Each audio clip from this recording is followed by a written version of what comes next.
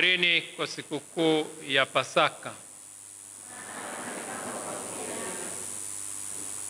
Ndugu zangu, ikiwa tunasherekea sikukuu ya Pasaka, tunasherekea ufufuko wa Bwana wetu Yesu Kristo. Lakini hasa tunasherekea ushindi wake dhidi ya mauti na dhambi. Laiti kama Kristo asingelikuwa amefufuka, na hakika leo tusingekuwa hapa tulipo.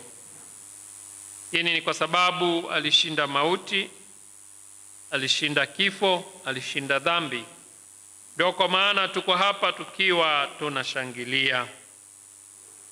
Kama tulivyosikia katika somo letu la Injili, asubuhi na mapema, alfajiri na mapema, siku ya kwanza ya juma. Kikanisa siku huwa inaanza jioni na inamalizika jioni ya siku ya pili. Hapo ndipo ambapo tunapotafuta sabato ni ipi na ipi sio sabato.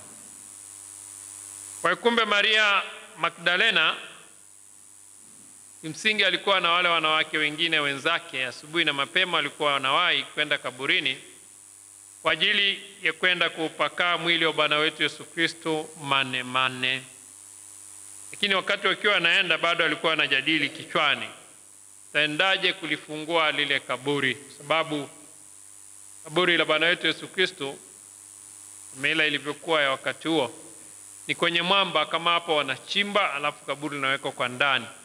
Kwa hiyo kisha chimba hivyo alafu linafunikwa kabisa na siribwa, kama siku hizi sijui wanaweka ni concrete, kama ni concrete inamwagwa na nini. Ndivyo ambavyo kanisa kaburi la Bwana wetu Yesu Kristo lilivyokuwa limesiribwa.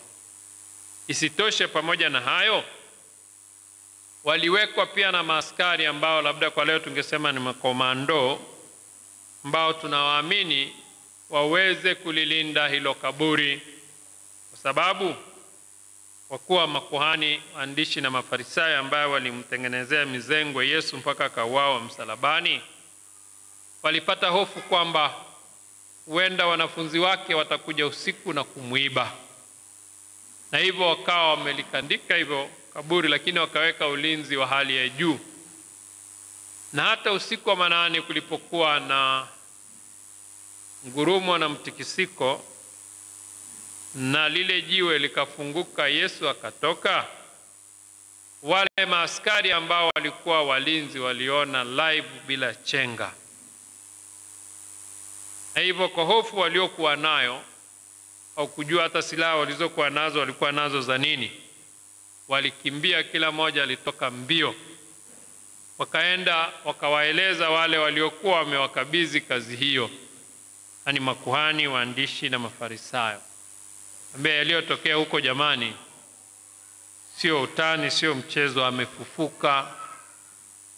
Mlango ule umefunguliwa na jiwe limeburuzwa pembeni, ametoka. Ni wazi wa kuangalia mpaka mwisho, kwa sababu katika hali ya kawaida ama mtu amekufa alafu inatokea hivyo, basi ambaye anabaki hapo kuangalia huyo ni ambaye anahitaji awe na moyo wa ziada. Lakini basi wale wakuu waliwaambia, kwanza waliwapa fedha kuwafunga mdomo, wakawaambia mtakapoulizwa, kwanza walisema mtakapoulizwa nyewe msiseme sisi tutasema, na kama ikiwa lazimu basi semeni usiku tulipokuwa tumelala wanafunzi wake walikuja wakamuiba. Katika hali ya kawaida au maaskari, kwa hilo lililotokea na hiko walichokuwa wamekabidhiwa, hao walikuwa ni wahaini. Askari ambaye anakimbia vitani, acha yule ambaye anarudi nyuma kwa ajili ya kujipanga, lakini ambaye amekimbia kabisa vitani, huyo ni msaliti. Na huyo ni kati ya wale ambao wanaostahili kuhukumiwa nadhani na kunyongwa mpaka kufa kwa ajili ya uhaini ambao wamefanya. Kwa hiyo hao walistahili hiko, lakini kwa sababu waliokuwa wameshikilia hiyo mizengwe na nini ni wakubwa, waandishi na makuhani, basi ilibakia kama ilivyo. Akabakia tu kwamba mitume wake walikuja usiku wakawa wameuiba mwili wake. Kweli ni kwamba alikuwa amefufuka. Ndiyo changamoto ambayo tunaipitia katika nchi yetu sasa hivi. Walioko madarakani wamelewa, hawataki kuambiwa ukweli.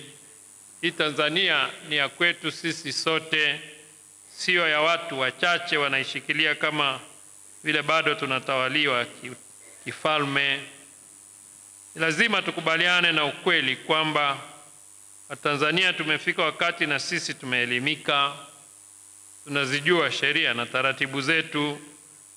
Wao ambao wanashikilia madaraka wasizanie kwamba watabakia siku zote hapo na wataendelea kutukandamiza. Kuna siku kila kitu kina mwisho wake. Chonya alishasema ile kuli, kila jambo lina mwisho wake. Kwa hiyo tuombe amani ambayo ndilo tunda la kwanza kabisa la ufufuko wa Bwana wetu Yesu Kristo. Kila atakapokuwa anatokea mitume wake, la kwanza alichokuwa anawaambia ni amani iwe kwenu. Kwa sababu kutokana na jinsi ambavyo Bwana wetu Yesu Kristo alivyoshikwa, alivyoburuzwa na hatimaye kutundikwa na kufa pale msalabani, mitume walifadhaika, walikosa amani. Ndio kwa maana Maria Magdalena aliporudi kwenda kuwaambia Simoni Petro na wenzake na yule mwanafunzi aliyempenda Yesu alikuwa ni Yohane. Ndiye hata pale mezani kwenye karamu ya mwisho kama inavyoonekana hapa mwisho, aliyokuwa ameegama kifuani kwa Yesu ni huyo Yohane. Ndio ambao walitoka na Petro kwenda kaburini, lakini alikimbia zaidi kwa sababu alikuwa ni kijana. Akamwacha Petro, kafika akachungulia, lakini hakuingia ndani. Mpaka alipofika Petro ndipo akaingia ndani, ndipo waliporudi na kwenda kusema. Na ndivyo utaratibu ulivyo wa kanisa Katoliki. Anayetakiwa kulisemea linalohusiana na kanisa ni kiongozi mkubwa. Atakalo lisemea Baba Mtakatifu tunasema Roma Finito Casa au Roma Lukuta. Amesema ambaye ni kiongozi, basi tunatakiwa tuweze kulitekeleza. Na ndivyo ilivyokuwa. Lakini basi Maria Magdalena na wenzake walikuwa ni mashujaa wa kwanza ambao walidiriki kwenda kaburini asubuhi na mapema. Kimsingi lengo lao lilikuwa ni kwenda kupaka mwili wa Bwana wetu Yesu Kristo manemane, ambayo siku ile Yesu alipoenda kuwatembelea ile familia ya mpendo wake Lazaro, Maria na Martha, Mariamu alimpaka ile mafuta na akafuta kwa nywele zake. Ilikuwa ni manukato mazuri sana ambayo Yuda Iskariote alisema yangeuzwa basi, ikapatikana fedha tukawapa maskini wetu. Ingekuwa sisi tungesema basi tungeuza pate fedha tukamalizie kujenga nyumba ya bibi yetu Juliana. Lakini Yesu aliwaambia, maskini mnao siku zote, mimi hamko na mimi siku zote. Kwa kumbe ndicho kitendo ambacho walichofanya sasa Mariamu Magdalena na wenzake asubuhi na mapema. Walikuwa wanaenda kuupaka mwili wa Yesu manukato ili usiharibike haraka. Mpendwa, Bwana wetu Yesu Kristo hakuwa na lazima ya kuteswa na kufa pale msalabani kwa ajili yetu sisi, bali ni kwa sababu ya kutimiza mapenzi ya Baba yake aliyekuwa amemtuma kwa ajili ya kuja kuukomboa ulimwengu. Lakini pia alifanya hivyo kwa hiari yake kamili, hakulazimishwa. Angeweza kumwambia Baba, mimi huko siwezi, mtume Roho. Lakini aliyafanya yote hayo kwa ajili ya upendo wake aliokuwa nao kwetu sisi wanadamu. Na ndivyo ambavyo na sisi tunatakiwa tuwe na upendo wa kweli na wa dhati kati yetu sisi, katika familia zetu, kiwa kama wanachuo, kiwa kama wanajumuiya. Tushikamane kwa moyo wa dhati wa upendo na tuwe wa kweli. Tusipindishe ukweli. Kupindisha ukweli unaweza kupindisha, lakini kuna siku lazima utatafuta njia mahali fulani, utatoboa tu na utajulikana. Kama ambavyo hatimaye ilikuja kudhihirika kwamba Kristo kweli alifufuka na sio wanafunzi wake walikuwa wamemuiba. Lakini pia Kristo alituachia ukumbusho tuendelee kutembea pamoja naye katika maisha yetu ya kila siku, katika maumbo ya mkate na divai. Kina akatuachia pia na sakramenti ya kitubio. Kabla ya kuijongea meza ya Bwana, tujipatanishe naye kwa kuungama.